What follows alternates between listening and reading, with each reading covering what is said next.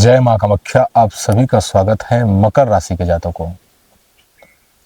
तारामंडल की जो शुभता बढ़ने वाली है उसका कारण है देवगुरु बृहस्पति। 2 जून से ऐसा स्थिति बनने वाली है जो सभी राशियों के लिए मंगल ही मंगल है। आइए हम आपके राशि के विषय में जानें कि आपकी क्या स्थिति रहने वाली है। जो गजब की स्थिति रहने वाली है उसे आप जानेंगे।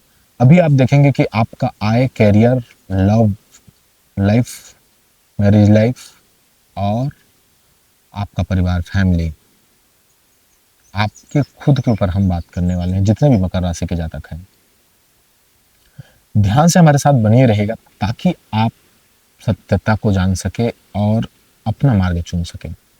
आइए अब हम एक छोटे से चार्ट से समझते हैं। आप देख सकते हैं ये आपका 10वें नंबर का राशि है। तो 10वें नंबर के राशि में जब देवगुरु बृहस्पति आपके मकर राशि में प्रवेश करेंगे तो वो 7वें भाव में बैठेंगे आपके। ठीक है, 7वें भाव में बैठेंगे तो यहां से हम गिनते हैं 1 2 3 4 5 6 7। गुरु यहां बैठा है। ये 7वां भाव होता किस चीज का है इसे हमें जानना होगा। तो आप स्क्रीन पर देख सकते हैं 7वां भाव है जीवन साथी, काम, वासना, विवाह, दैनिक व्यवसाय, प्रत्यक्ष शत्रु, मृत्यु।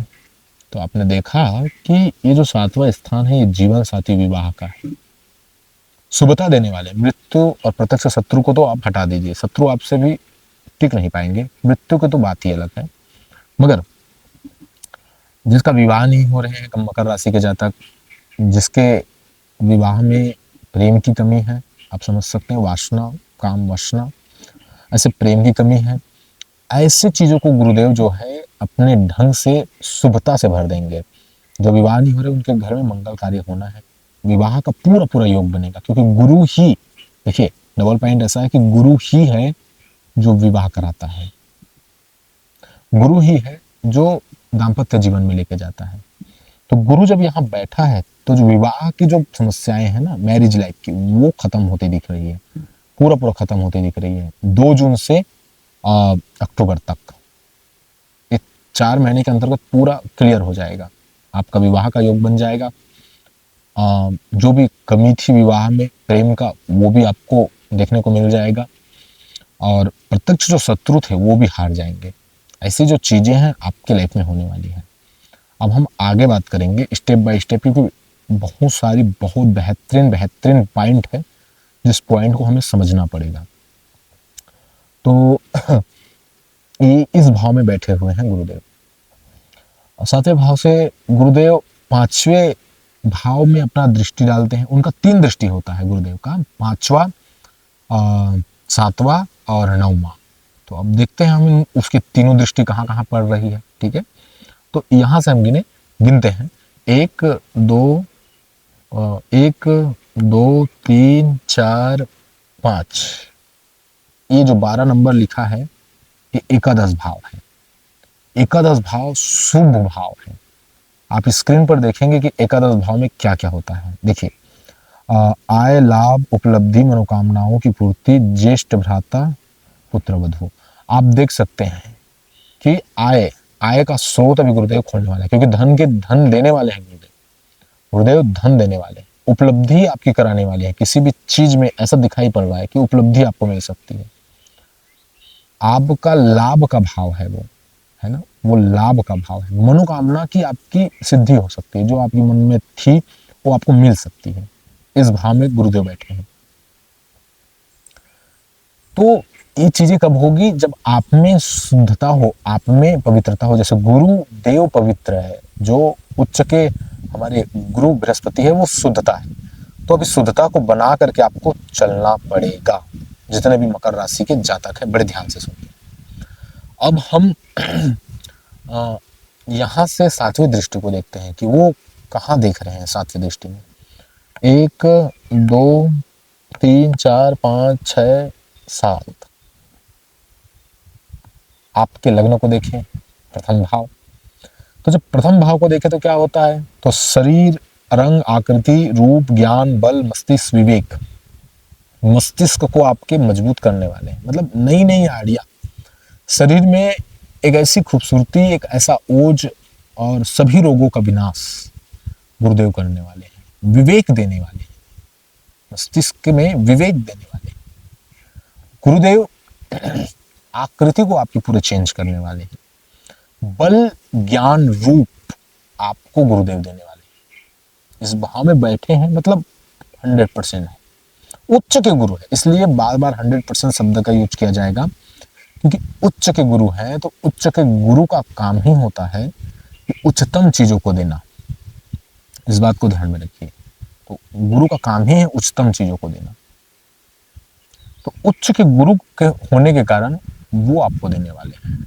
अब हम तीसरे दृष्टि की बात करते हैं। यहां से देखिए, यहां से बात करते हैं तो गिने तो 1 2 3 4 5 6 7 8 9, वो इस भाव में बैठे हैं। ये कौन सा भाव है? तीसरा भाव है। तीसरा भाव में क्या होता है आप स्क्रीन पर आप भी देखेंगे।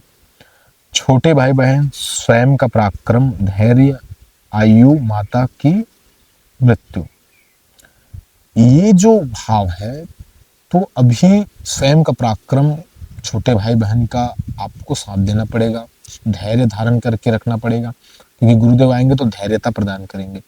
माता की मृत्यु, अगर यही अशुभ ग्रह होता तो कुछ हो सकता था, लेकिन शुभ है और उच्च के है, तो माता अगर हॉस्पिटल में होगी, ऐसे कुछ चीज़ों की सामना आपकी माता कर रही होगी जो मतलब बड़ा ही दुखदायक है, तो उस स्थिति से गुरु आपको निकालने वाले हैं। वो जो स्थिति है, माता की मृत्यु जो है, उस मृत्यु को टाल देने वाले हैं। गुरु शुभ है, इसलिए उस सब चीज़ों को टालने वाले। यहां बैठ करके वो 3 स्थानों को देखे हैं। आपने देखा कि तीनों स्थानों का हमने आपको फल बताया। गोचर का स्थान का फल बताया, 5वें स्थान जो 5वें दृष्टि में देखे, 7वें और 9वें। आप मकर राशि के जातकों को हम आपको एक बड़ी उत्तम बात कहते हैं कि जीवन में सदा ही 3 चीज़ों को ध्यान में रखिएगा। पहला चीज होता है हमारा कर्म। हमने आपको राशि फल बताया, आपको एक रास्ता दिया, तो रास्ता कैसे बनता है वो है हमारा कर्म।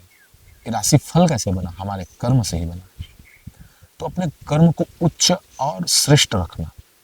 अगर कर्म आपका उच्च और श्रेष्ठ है तो कोई भी ग्रह आपको ना तो अशुभ फल दे सकते हैं और ना ही आपको तोड़ सकते हैं। सबको शुभ फल देना पड़ेगा अगर कर्म श्रेष्ठ है। दूसरी बात, भाग्य होता है। कुछ चीजें होती हैं जो भाग्य से मिलती है, तो भाग्य के ऊपर छोड़ देना चाहिए। हर एक चीज को हम पा नहीं सकते कर्म से, ये भी बात ध्यान में रखिएगा। तीसरी बात, हमारी नियति होती है। भाग्य से एक चरण ऊपर हमारी नियति होती है। नियति में कितना भी हम भाग्य का प्रयोग कर ले, कितना भी कर्म कर ले, मिलने वाली नहीं। होता ही नहीं कुछ चीजें कुछ लोगों के लिए, तो हमें मिलते ही नहीं। तो इस बात को भी ध्यान में रखिएगा, नियति, भाग्य और कर्म, इस तीनों को आप समझ गए ना, तो जीवन बहुत आनंद के साथ चलेगा। कोई आया जिंदगी में, कोई जाया जिंदगी से, कुछ कर्ज में है, कुछ धन नहीं है, कुछ बहुत सारा धन है, अपने नहीं है।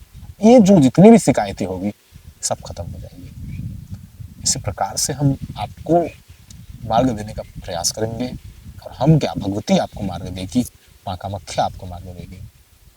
आप कुंडली विश्लेषण एवं तंत्र का परामर्श अगर लेना चाहते हैं तो माँ भगवती, माँ कामाख्या की कृपा से आप हमसे जुड़ सकते हैं और भगवती की ही इच्छा से आप परामर्श लेकर के आप अपने जीवन को एक नया मार्ग प्रदान कर सकते हैं। तो हमसे जुड़ने के लिए आपको पहले व्हाट्सअप करना पड़ेगा, कॉल ना कीजिएगा, हम आपको नंबर मेंशन कर देंगे।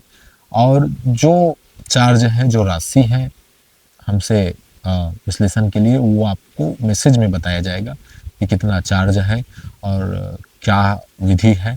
आप पहले व्हाट्सअप करेंगे, अपना डिटेल देंगे, तब जा करके आपका विश्लेषण और तंत्र का टिप्स आपको दिया जाएगा, तंत्र का उपाय कि क्या किया जाए, क्या नहीं किया जाए। तो दोनों की समस्याओं का समाधान इस वीडियो पर आपका हो सकता है। तो मकर राशि के जातकों को अब मिलते हैं दूसरे वीडियो पर। बहुत बहुत धन्यवाद जो आप सभी ने अंत तक इस वीडियो को देखा।